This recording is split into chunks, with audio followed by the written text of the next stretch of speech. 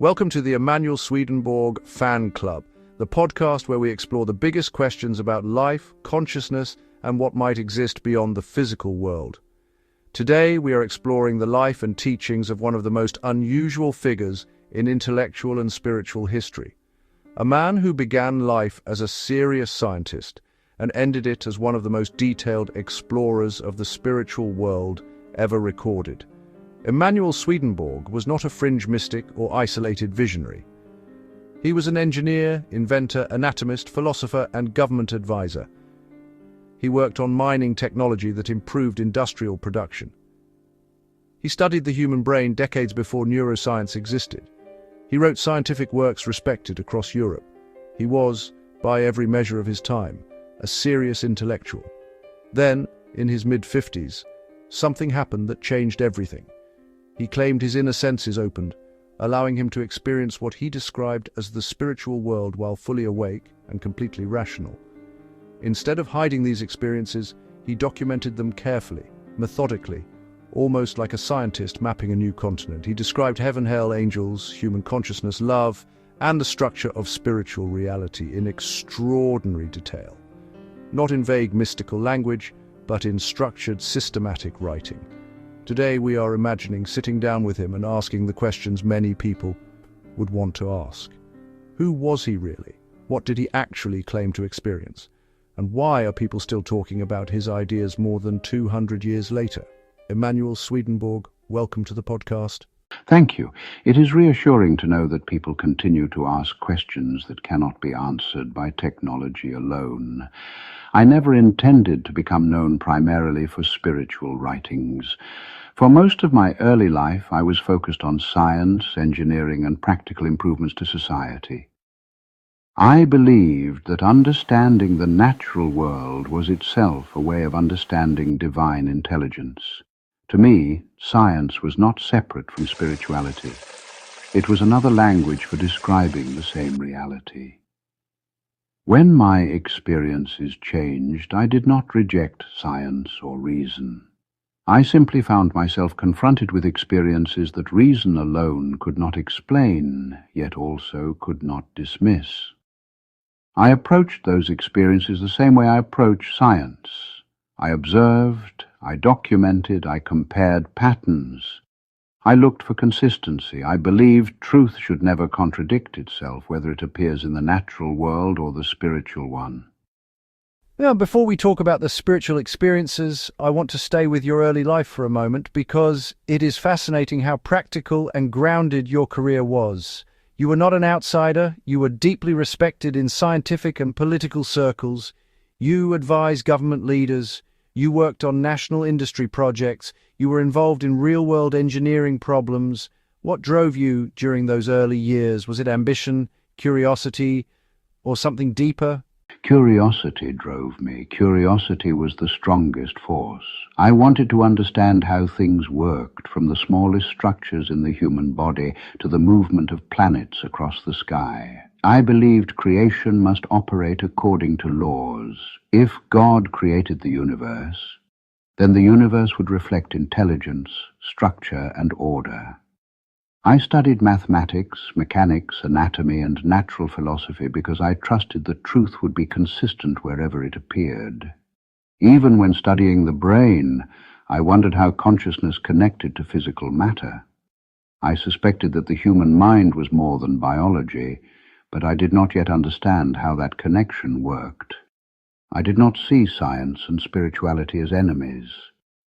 I saw them as two different paths trying to describe the same reality. Let's talk about the moment your life changed direction, because this is where your story becomes very unusual. You were already established, respected, financially secure, and intellectually successful. Then, in your mid-50s, you began having experiences that you later described as spiritual perception. Today, some people might call that a spiritual awakening. Others might call it a psychological crisis. Others might call it mystical revelation. From your own perspective, what actually happened? It began gradually rather than dramatically. At first I experienced dreams that felt far more structured and meaningful than ordinary dreams. They were not random or chaotic. They felt instructional, almost as if I was being taught through symbols and experiences rather than words. Over time, these experiences became clearer and began to extend into waking life. I began to feel as though I could perceive another level of reality while still remaining fully conscious in the physical world. I did not feel confused or unstable. Instead, I felt calm and clear, as though I was being shown how reality operates beyond the limitations of physical senses. I questioned everything. I tested experiences against reason, against moral consistency, and against whether they produced understanding or confusion. If something produced arrogance, fear, or chaos, I rejected it. If something produced clarity, humility, and understanding, I paid attention to it. I treated spiritual experiences the same way I treated scientific observation. One thing people often wonder is whether you ever doubted yourself during this period. Because if someone today said they were seeing or experiencing spiritual worlds while awake, many people would immediately assume illness or imagination. Did you question your own sanity or interpretation? Yes, constantly. I believed doubt was necessary. Blind belief is dangerous whether it is religious or scientific. I compared experiences over time. I looked for patterns and consistency. I tested whether insights led to greater compassion and understanding, or whether they led to ego and confusion. Imagination tends to make a person feel special or chosen. What I experienced did the opposite. It made me feel responsible and humbled. I did not feel superior.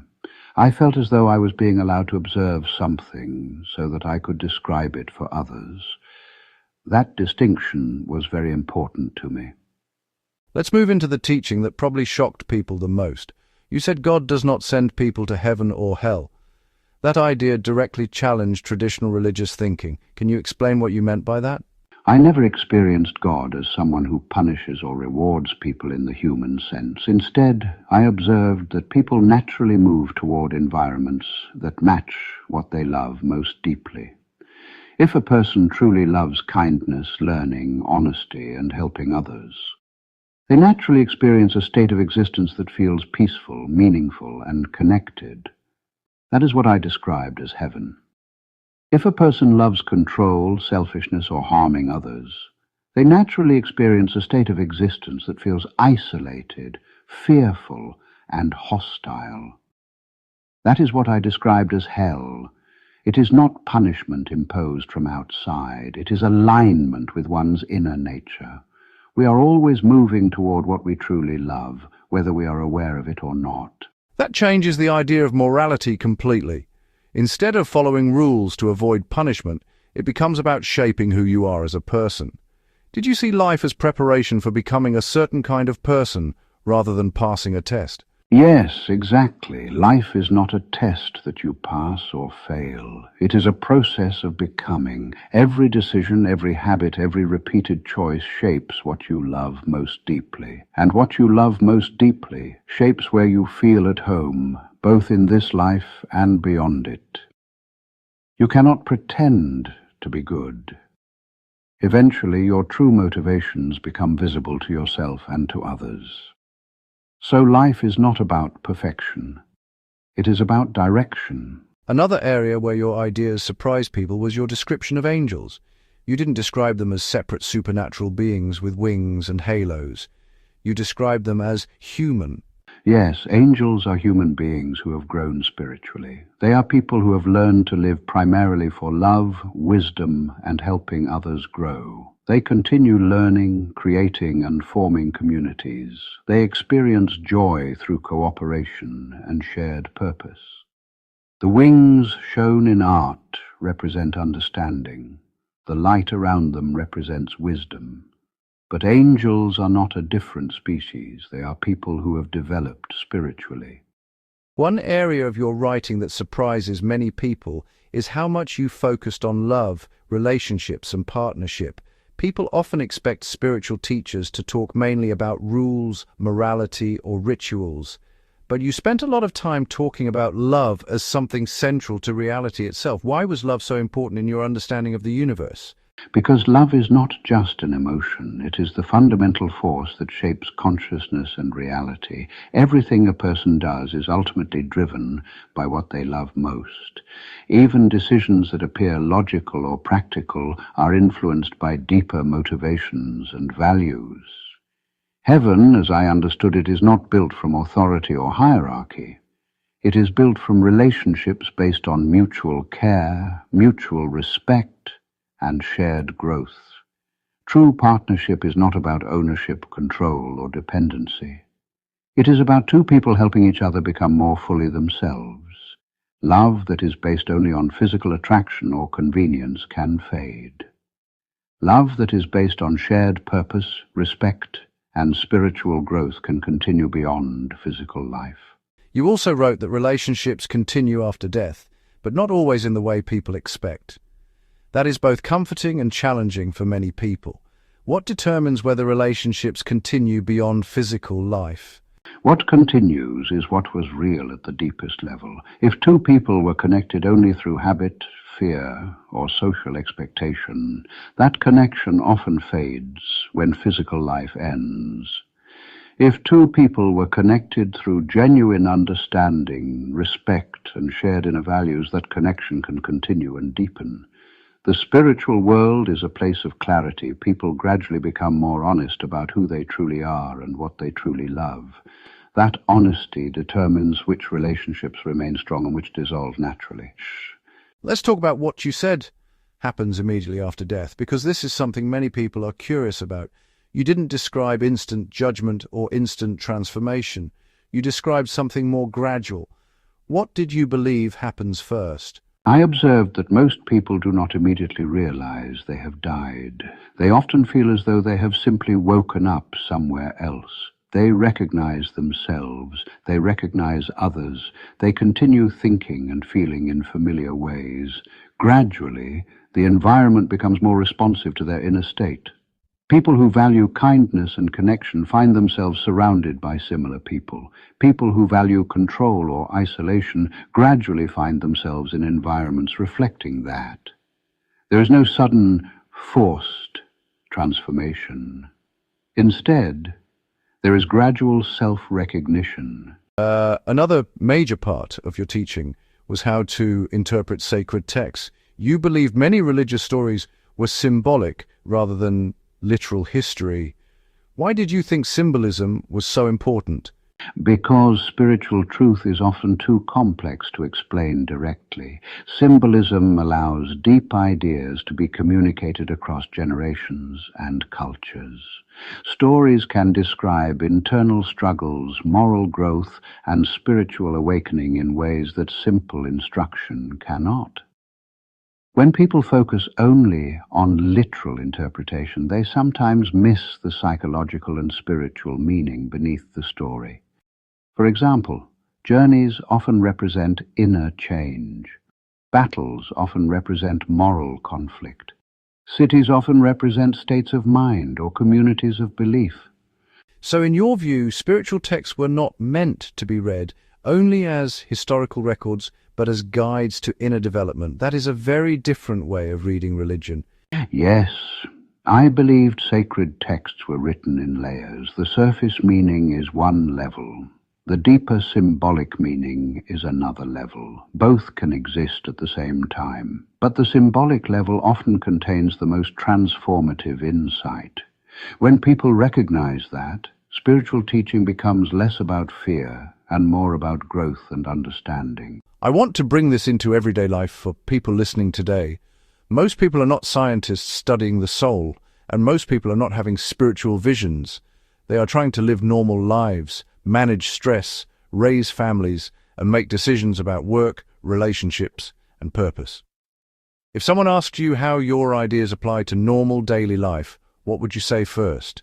I would say that spiritual development is not separate from daily life. It is expressed through daily life.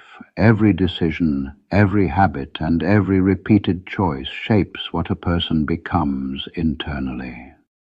Spiritual growth is not about performing rituals or appearing religious. It is about becoming more honest, more compassionate, and more aware of how your actions affect others. Small actions matter more than dramatic gestures. Consistent kindness, honesty in difficult situations, and choosing usefulness over selfishness shape the inner self over time. A person does not become good or wise suddenly. It happens slowly through thousands of small decisions. That sounds very different from the idea that spirituality is about escaping the world or becoming detached from normal human life. You are describing something much more integrated with everyday existence. Yes, I never believed spirituality required withdrawal from life. I believed it required deeper engagement with life, but with clearer intention. Work can be spiritual if it helps others. Relationships can be spiritual if they help people grow. Even learning and problem-solving can be spiritual if they are motivated by curiosity and usefulness rather than ego. The goal is not to leave the world behind. The goal is to become someone who improves the world for others. Let's talk about the modern world specifically. Today, people live with constant information, constant pressure, constant comparison with others, and constant distraction. Do you think modern life makes spiritual growth harder, or just different? I believe every era has its own challenges. Modern life provides more knowledge and opportunity than many previous generations had. But it also creates more noise, more distraction, and more pressure to measure personal worth through comparison. The challenge today is learning how to remain internally grounded while living in a world of constant external stimulation. Spiritual growth requires moments of reflection. It requires asking honest questions about motivation, intention, and values. Technology is not the problem. Losing awareness of who you are becoming is the problem. You talked often about purpose and usefulness. Today, many people struggle with feeling lost or feeling that their work or life does not have meaning. How did you think people could find purpose? Purpose is often simpler than people expect. Purpose comes from contributing to something beyond yourself.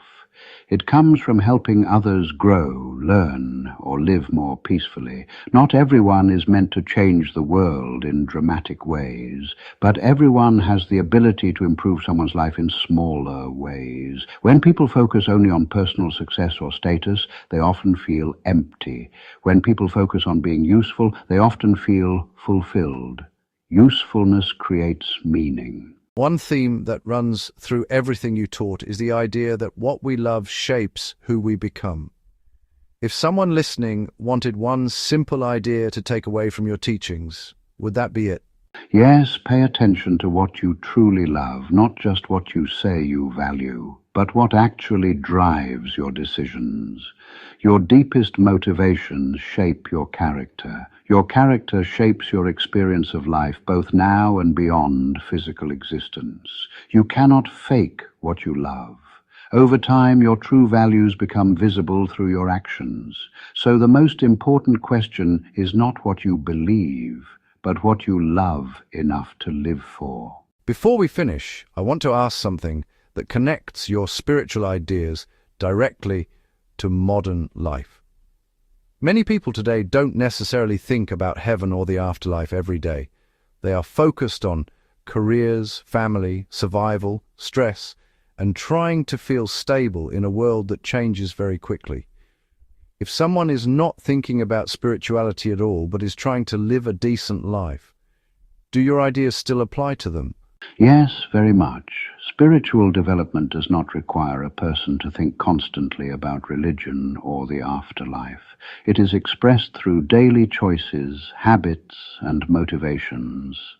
Every time a person chooses honesty over deception, kindness over cruelty, or usefulness over selfishness, they shape their inner character. Over time, That inner character becomes more real than any temporary external success or failure.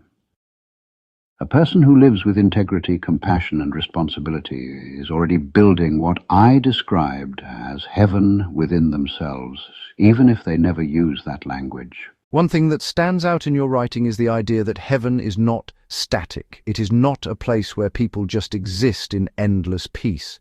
You described learning, growing, and developing even after death. Why was growth so important in your view of heaven? Because consciousness is designed to grow. A static existence would not create joy or meaning. Growth allows individuals to discover new understanding, deeper connection, and greater ability to help others. In heaven, learning continues, creativity continues, discovery continues. The difference is that growth happens without fear, without deception, and without the need to compete for survival. People grow because they love learning, and because growth allows them to be more useful to others. You often connected usefulness with happiness and meaning. Today, many people chase success, recognition, or status, but still feel empty. Why do you think usefulness creates deeper satisfaction than status? Because status is external, while usefulness is relational. Status depends on how others see you. Usefulness depends on how you affect others. When a person focuses only on status, their sense of value becomes unstable. It rises and falls depending on comparison with others. When a person focuses on being useful, they experience meaning directly. They see the results of their actions in the well-being of others. Meaning grows when we contribute to something beyond ourselves. Another powerful theme in your work is the idea that people cannot hide their true motivations forever. That sounds confronting. Can you explain what you meant? In physical life, people can present an image of themselves that is different from who they truly are internally. But repeated choices reveal true priorities. Over time, habits show what a person actually values. In the spiritual world, this process becomes clearer. People gradually become more honest with themselves. This is not punishment, it is self-recognition. And self-recognition is the beginning of real growth. If someone listening right now wanted to move their life in a more meaningful direction but felt overwhelmed, where would you tell them to start? Start small. Pay attention to daily choices. Speak honestly. Treat people fairly. Look for opportunities to help rather than dominate. You do not need to become perfect. You only need to move consistently in a better direction. A life built from thousands of small good choices becomes strong and meaningful. Before we close completely, I want to ask one final deeper question, because everything you taught seems to come back to one central idea. You said what we love shapes who we become. In modern life, people are influenced constantly by media, social pressure, work demands, and fear about the future. How can someone tell the difference between what they truly love and what they have been trained or pressured to want? True love is revealed by consistency, not by temporary desire. Many things can attract attention or create excitement, but what you truly love is what you return to repeatedly, even when it is difficult, inconvenient, or unnoticed by others.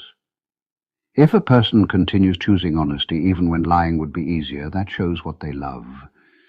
If a person continues helping others even when there is no reward, that shows what they love. If a person continues learning and growing even when no one is watching, that shows what they love. True values reveal themselves through repeated action, not through words. We should look for opportunities to serve others, motivated by selfless love and using wisdom as our guide. In this way, we will find peace and joy in this world and eternal happiness in the next. That feels like a good place to bring this episode to an end. Emanuel Swedenborg challenged how people think about life, consciousness, morality, and purpose. Whether someone sees his ideas as spiritual insight, philosophy, or psychological reflection, they encourage us to ask better questions about how we live. Thank you for being part of this conversation. Thank you for listening to the Emanuel Swedenborg Fan Club podcast. We have a website at swedenborg.netlify.app.